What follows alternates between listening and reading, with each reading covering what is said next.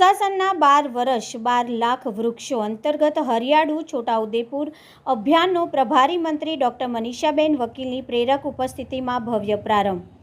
દેશના પ્રધાનમંત્રી નરેન્દ્રભાઈ મોદીના સફળ અને લોક કલ્યાણકારી સુશાસનના 12 વર્ષ પૂર્ણ થવાના ઐતિહાસિક અવસરે તથા રાષ્ટ્રવ્યાપી એક પેડ માં કે નામ અભિયાનથી પ્રેરિત થઈને છોટાઉદેપુર જિલ્લા વહીવટીતંત્ર દ્વારા એક વિશેષ પર્યાવરણીય મહાઅભિયાન હાથ ધરવામાં આવ્યું છે।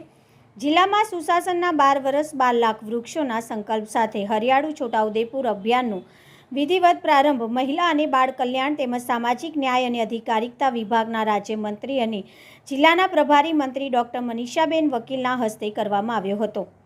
મંત્રીએ છોટાઉદેપુરના વાઘા સ્થળ ખાતે ગરિમામય ઉપસ્થિતિ વચ્ચે વૃક્ષારોપણ કરી આ લોક અભિયાનને ખુલ્લું મૂક્યું હતું। આ અભિયાન અંતર્ગત પ્રથમ જ દિવસે સમગ્ર જિલ્લામાં એક સાથે 1.20 લાખથી વધુ રોપાઓનું વ્યાપક વાવેતર કરીને હરિયાળી ક્રાંતિના મંડાણ કરાયા છે। આ પ્રસંગે પ્રભારી મંત્રી ડૉક્ટર મનીષાબેન વકીલે જણાવ્યું હતું કે વડાપ્રધાન દીર્ઘદ્રષ્ટિપૂર્ણ નેતૃત્વમાં દેશ અને રાજ્ય વિકાસની નવી ઊંચાઈઓ સર કરી રહ્યું છે। સુશાસનના વર્ષોને પર્યાવરણના જતન સાથે યાદગાર બનાવવા માટે વન વિભાગના સહયોગથી સમગ્ર વર્ષ દરમિયાન કુલ 12 લાખ વૃક્ષોના વાવેતર અને ઉછેરનું સુદૃઢ આયોજન કરવામાં આવ્યું છે। મંત્રીશ્રીએ ઉમેર્યું કે વડાપ્રધાનના જનકલ્યાણના કાર્યો અને સિદ્ધિઓ જન સુધી પહોંચાડવા માટે જિલ્લામાં પ્રબુદ્ધ નાગરિક સંમેલન, વિકાસલક્ષી પ્રદર્શન અને પત્રકાર પરિષદ જેવા વિશેષ કાર્યક્રમો પણ યોજાશે। જિલ્લા વહીવટીતંત્ર દ્વારા વૃક્ષારોપણ માટે માત્ર વાવેતર જ નહીં પરંતુ તેના સંપૂર્ણ ઉછેર માટે PPS મોડેલ પર વિશેષ ભાર મૂકવામાં આવ્યો છે।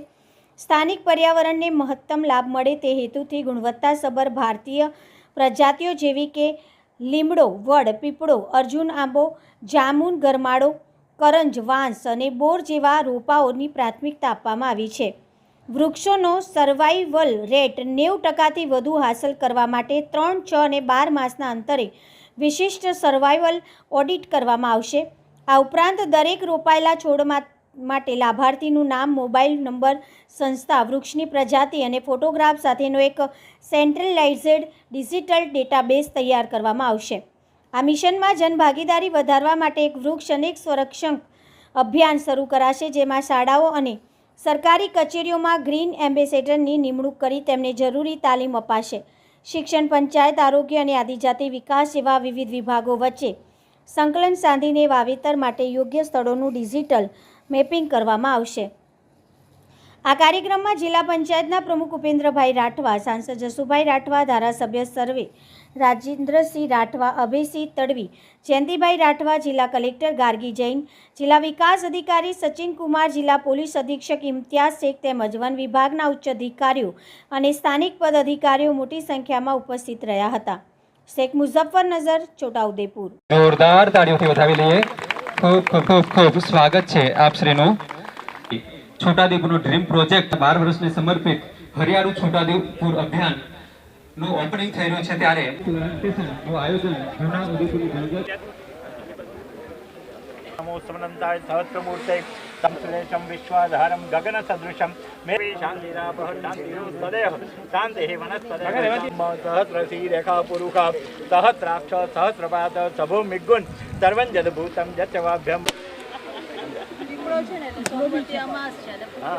અને ભગવાન વિષ્ણુનો વાસ છે। વાહ પરિવારી સંયુતમ ક્રતાંત દૂત કાલ ભૂત ભીતિહારી વર્મદે સ્વદીય પાદ પંકજમ નમામિ દેવી નર્મદે અલક્ષ લક્ષ લક્ષ જાનિગમ્યમ વંદે વિષ્ણુ ભવ ભયહરમ સર્વલોકૈકનાથમ યુગધારણે નમઃ। પૃથ્વી તયા ધૃતા લોકા દેવી ત્વમ વિષ્ણુના દૂતા પંચધારેણ નમો દિવ્યૈ મહાદેવ્યૈ શિવાય સદતં નમઃ। નમઃ પ્રકૃતિ ભદ્રાય નિયતા પૂર્ણતા સ્મૃતા।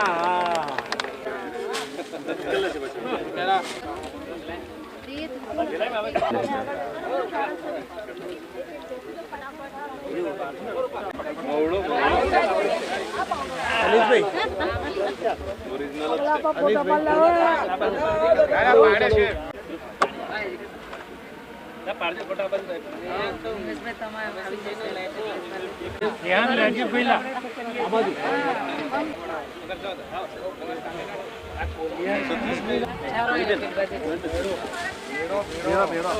મણી બા બાજુ પાણી આપો બરોબર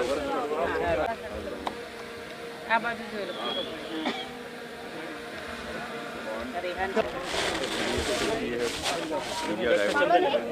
પુષ્પવાલા રક્ત ચંદન